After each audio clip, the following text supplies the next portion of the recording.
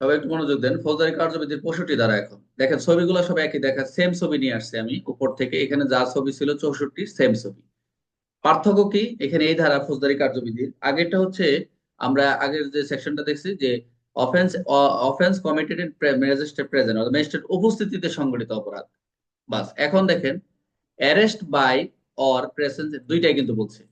আপনারা এটা দেখেন, ম্যাজিস্ট্রেট কর্তৃক তার উপস্থিতি গ্রেপ্তার, আগেটা কিন্তু তার উপস্থিতি সংঘটিত অপরাধ, অপরাধ হচ্ছে। আর এটা উনি উনি নিজের থেকে ঘটনাস্থলে, ঘটনাস্থলে তিনি দাঁড়িয়ে থেকে কি করবে, ম্যাজিস্ট্রেট পুলিশকে অথবা কোনো ব্যক্তি দাঁড়িয়ে করবে, এদেরকে অ্যারেস্ট করে।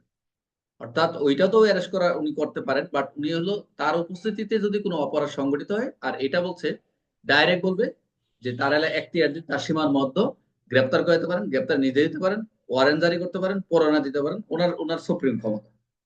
ক্লিয়ার? তাহলে দুইটা ধরো সিম্পল পার্থক্য, একটা হচ্ছে তার উপস্থিতি সংঘটিত অপরাধ, আর এটা হচ্ছে কি, তার উপস্থিতি গ্রেপ্তার। এইটুকুই পার্থক্য, আর কিছু না। ক্লিয়ার? 65 ধারা।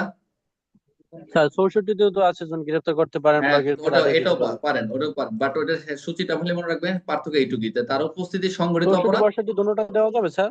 না না না, প্রশ্ন আসতে পারে যে আসলে তার উপস্থিতিতে অসংগঠন করলে অপরাধ কত, তাহলে হবে 64। আর যদি তার ম্যাজিস্ট্রেট কর্তৃক উপস্থিত গ্রেপ্তার কত, তাহলে হলো 65। এটা একটু খেয়াল রাখবেন, পার্থক্য ও এতটুকুই। ঠিক আছে স্যার। ক্লিয়ার? ঠিক আছে।